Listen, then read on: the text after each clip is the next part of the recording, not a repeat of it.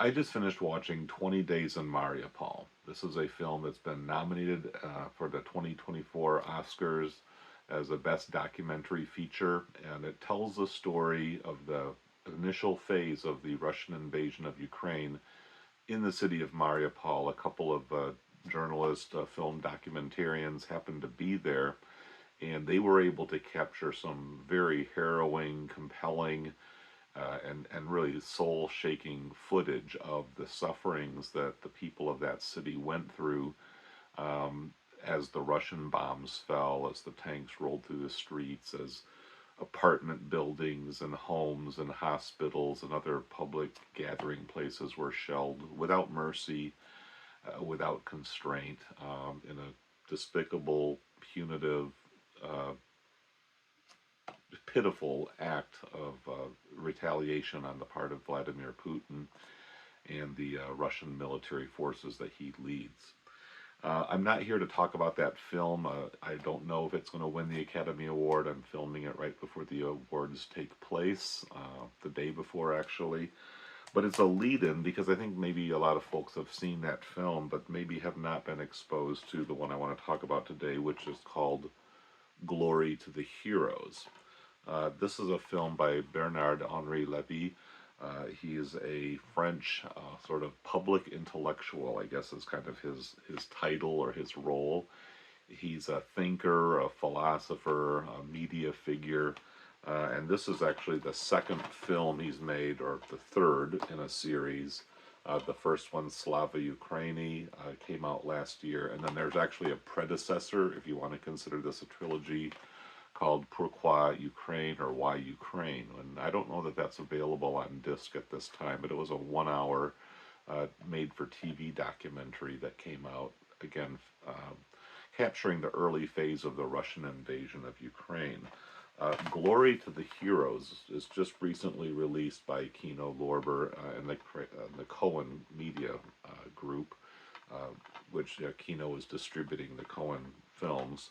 And so these are two films that have kind of progressively documented the conduct of the war from the Ukrainian perspective, and I find them very well. They're pretty compelling in their own way. They're not quite as uh,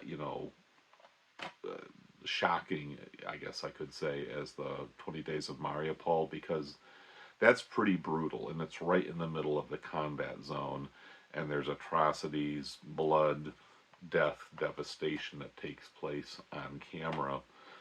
It's not quite as intense in these two films, but it's pretty close to the war zone, and Bernard-Henri Lévy puts himself into some fairly dangerous situations. In fact, there's a few scenes where he has to really scramble under the orders of the Ukrainian army, the resistance, I guess you could say, fighting the Russian invasion.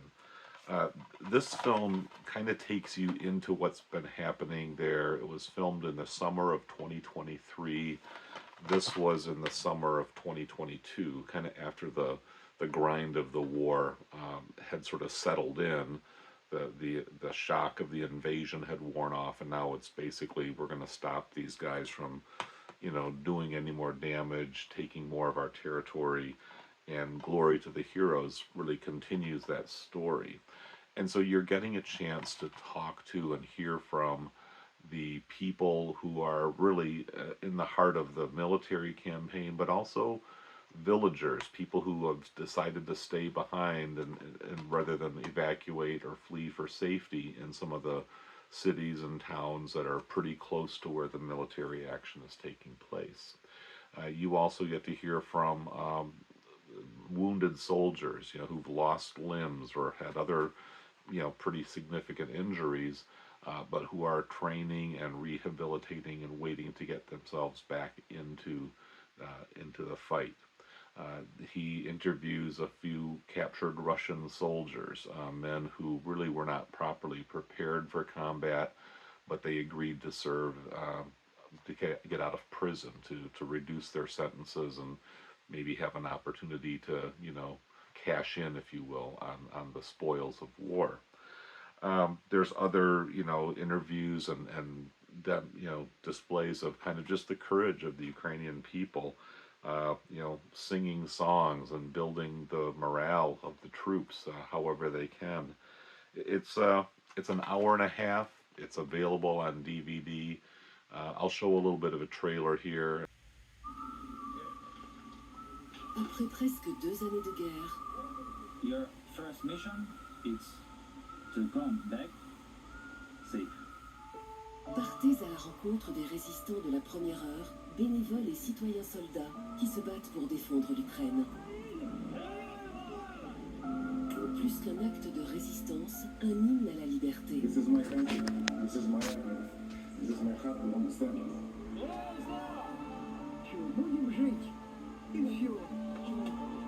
L'Ukraine au cœur, un documentaire inédit de Bernard-Henri Lévy.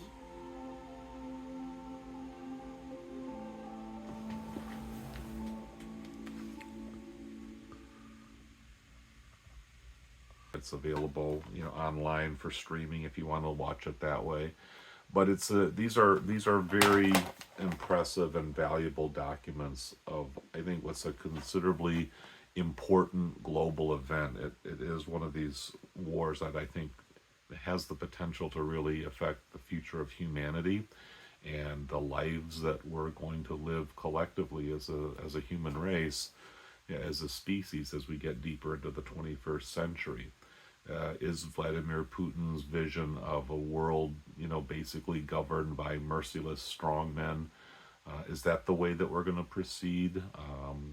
Certainly some of the politicians in our country, the USA, seem very open to that possibility, and if not actively supporting it, passively allowing, Russia's vision of the future to gain the upper hand and perhaps make the United States even more of a dominant imperialistic conquering empire than it already has been.